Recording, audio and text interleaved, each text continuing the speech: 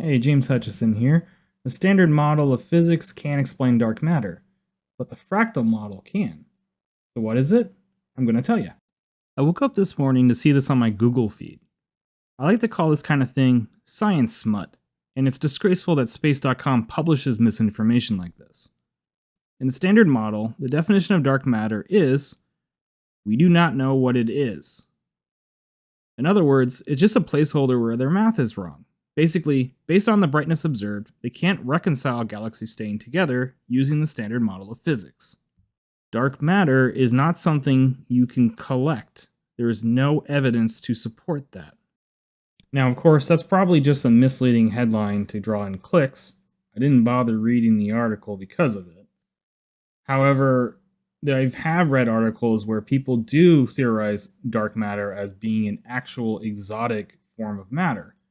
And I just don't believe that's the case, and I can prove it to you using the simulator. I've configured the simulator for galactic scale. Spacetime itself has no meaningful amount of pressure. Energy is shoved spacetime around, and there's nothing to push it back. And it's warped even when there's no energy actually around it. Now I'm going to imitate quantum effects at a cosmic scale. Things get too tight, and now time effects happen. Hang on, that wasn't enough. I'm cheating here to make a point. I doubt it worked just like this, but I feel my point still stands. Okay, now we've started the seed of our galaxy. There's a few things to note here.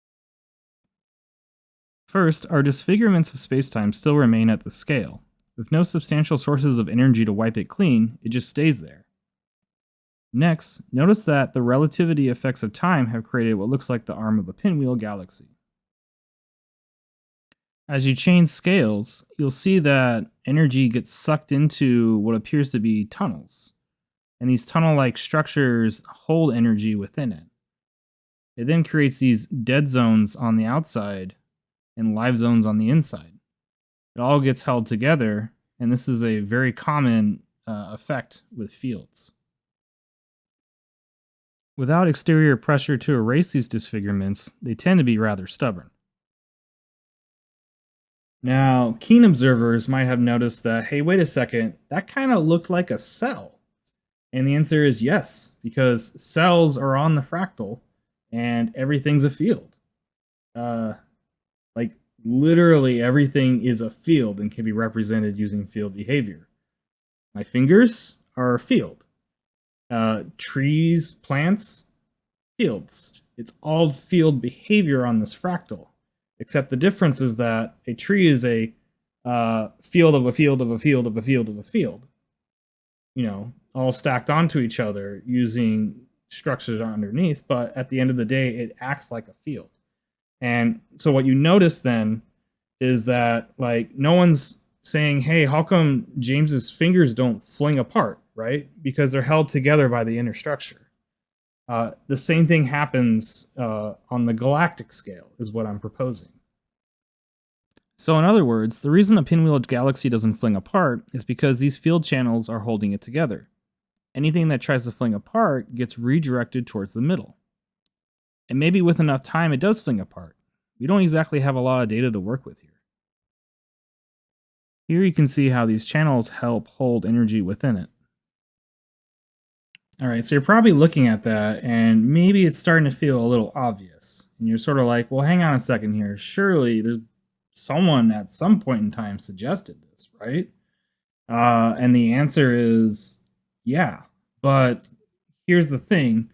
The assumption has been that gravity affects things spherically. And you think about the metaphor of a ball on a sheet of fabric being stretched by the weight of the ball.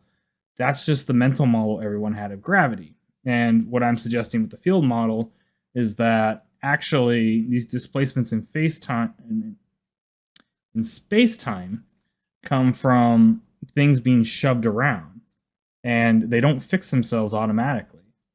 And so when you have that mental model, everything like dark matter doesn't actually seem that bizarre anymore.